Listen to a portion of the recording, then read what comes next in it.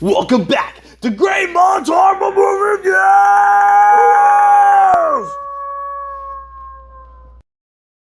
The Texas Chainsaw Massacre. It's Toby Hooper's chainsaw wheeling fucktard from Texas, Leatherface! He's not my favorite psycho killer, but he was the original human butcher, scaring people into believing his horrific, true story. The best thing about horror movie posters from the 70s is his tagline. The Texas Chainsaw Massacre has 3. Who will survive and what will be left of them? Yeah, that's an awesome one. America's most bizarre and brutal crimes. That's okay, but it's getting worse. And finally, what happened is true, and now, the motion picture that is just as real. That one isn't as entirely true. Like, none of the events are true. Some of the characteristics are loosely based on an old feller named Ed Gein, America's first human lampshade maker. Fuck yeah! Let's get to this motion picture. The movie starts off warning you about the film you're about to see, link it back to its movie poster. It talks about a nice summer drive for 5 kids turned into a hellish nightmare. What the fuck? I thought this was about a chainsaw killer, not a rotting corpse fucking another corpse with a tombstone up its ass. Fucking A, let's meet some characters. Yeah! In the troubling morning, we learn about 2 siblings in the group. A pretty girl named Sally. Her wheelchair brother Franklin. Joining them is Sally's boyfriend Jerry. And her 2 friends, Pam and Kurt.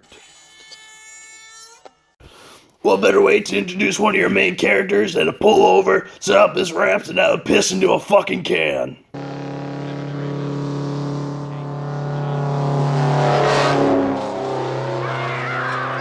See, man, that's why you gotta set your brakes. At least you have a fucking stick in your spokes.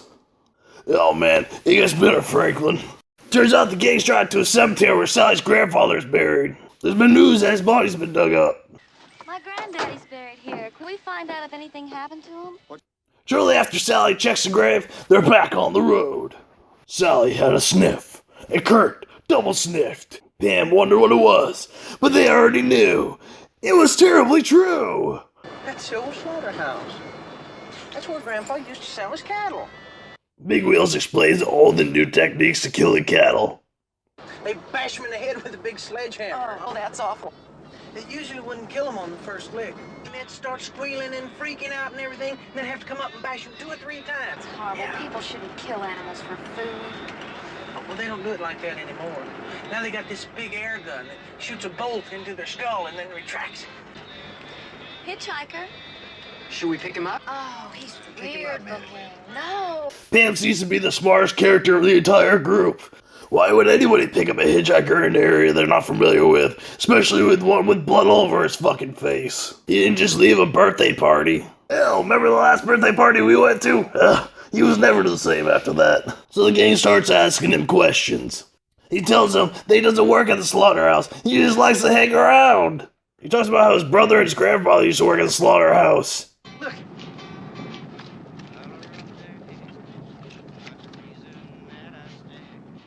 I was the killer. He's got the pictures to fucking prove it. Turns out all 3 of them were killers until the company started using the new technique.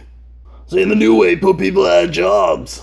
Then he talks about what they used to do with the cattle. And now for home cooking with a hitchhiker! They take the head and they boil it, except for the tongue.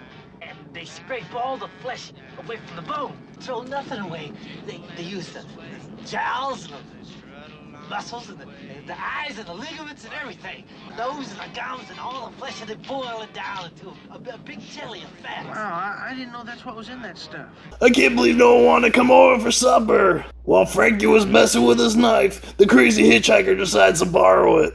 Not for anything important, just to admire it and test its sharpness. This fucking freak's getting his jollies off, and everyone has to watch it. At least he gives it back with something a little extra. Turns out, he's got a straight razor with him the entire time. I can't believe no one wanted to borrow his knife. I mean, he borrowed Frank's. I didn't even know that he was a professional photographer. I feel bad for underestimating this guy's skills. Well, maybe not. Fine, you don't want my picture? I'm just gonna set it on fire, create my own fireworks show. See, this is why you need a can of piss. Piss in the face is the fourth worst thing like that on my face after spam, shit, and puke. The hitchhiker knows that his ride's over, so he gives his new friend a parting gift to remember him by. Sure, just give Franklin more shit to whine about.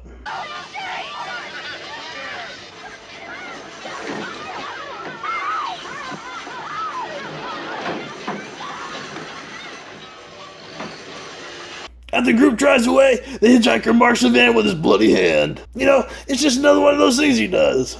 Oh, my. Oh, I'm about half ready to call a cop. That's the last goddamn hitchhiker I ever... Shortly after, the gang pulls into a gas station to fuel up. But, as the old man will tell them, I got no gas. You're out of gas? Frankie asked the old man for directions to the old homestead. He said it was called the Old Franklin Place. So that means our wheelchair buddy's name is, Frank Franklin? Just when the gang heads out, Sally notices the blood of the hitchhiker smeared on the van.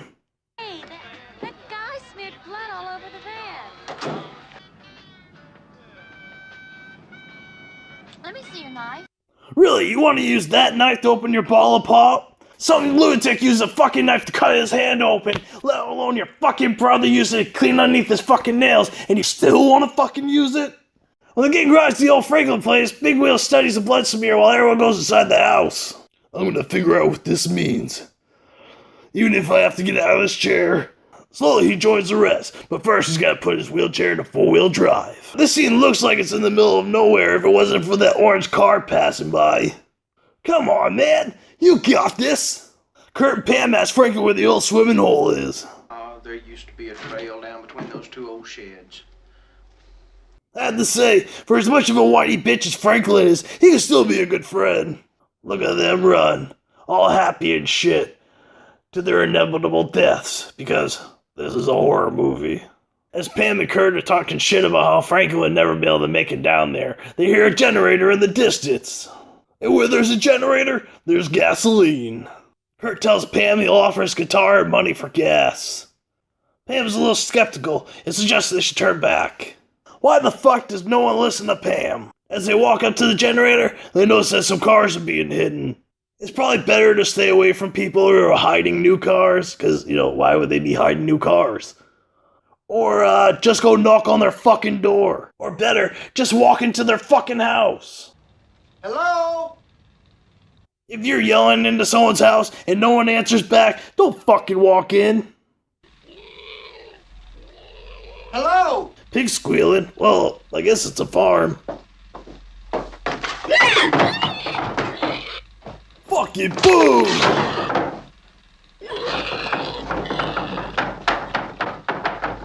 He's still breathing!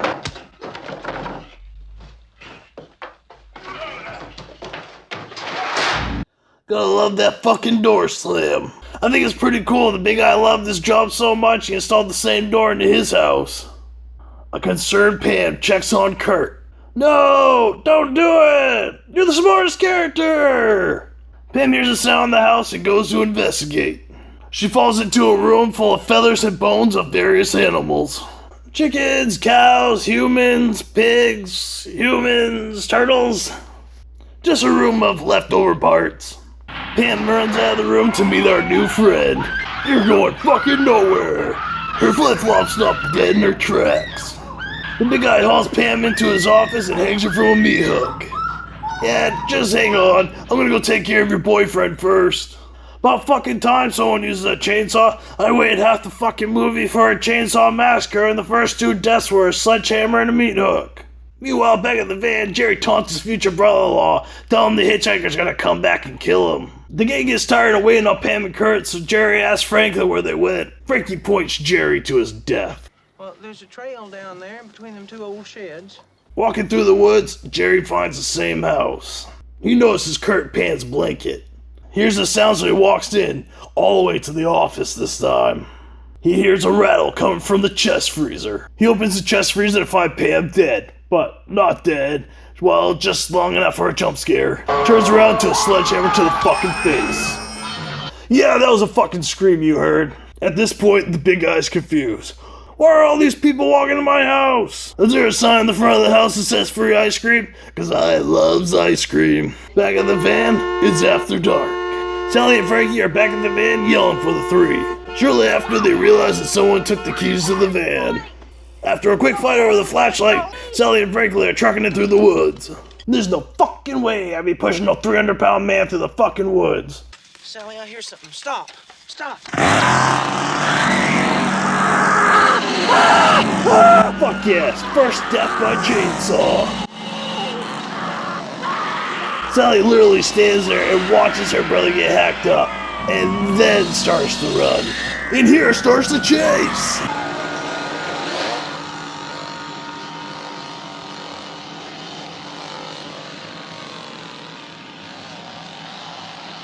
Sally runs into the big guy's house and up the stairs. In the room up there, she meets Grandpa and Grandma!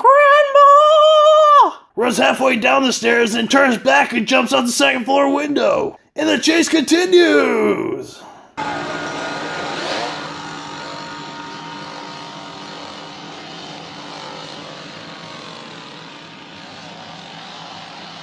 Sally runs back to the gas station where her and her friends were earlier. The old man was still there. She begged him to call the police, but there was no phone. He tells her he'll bring his truck around. But when he came back, the only thing he had was a sack and rope, which turned into a knife fight, which then turned into the first broom beating I'd ever seen. Anyways, the old man brings Sally back to his house. On his way home, he comes across our old friend, the hitchhiker! Yay! The old man gets out and starts smacking him around. Tells him to stop fucking messing around in the graveyard and not leaving his brother home alone. Why the fuck is the big guy wearing a cooking apron and a wig? Does he only dress up for supper time? The hitchhiker goes upstairs to get Grandpa and yells for the big guy to help him out. He referred to him as Leatherface! Once Grandpa's downstairs, it cuts Sally's finger so he can drink her blood. This causes Sally to pass out. When Sally comes to, she wakes up to the dinner with the family. Hey, nice chandelier! What the fuck? Leatherface is in a suit with makeup on now? The old man tells Sally about Grandpa's history before putting her head into a bucket to die. It's funny to let Grandpa do the killing. He could barely swing a hammer, let alone pick it up. The hitchhiker gets caught up in the moment and loosens his grip just enough for Sally to get away and jump through the window. What's with her busting all the windows in this place? Man, is it already morning? Sally runs to the road because she's already ran to every other place she's been to. The hitchhiker chases after with a straight razor, slashing her back. Without looking both ways, he's hit by an 18-wheeler. The driver gets out to see who he hit. Leatherface runs after Sally and the driver. They both hop into the truck and jump out the other side. The driver grabs a monkey wrench before leaving the truck. Leatherface runs the other side of the truck to get him. The driver turns around and throws a wrench, knocking Leatherface back, causing a chainsaw to land on his leg. Ow! Sally waves down a passing truck and hops in the back.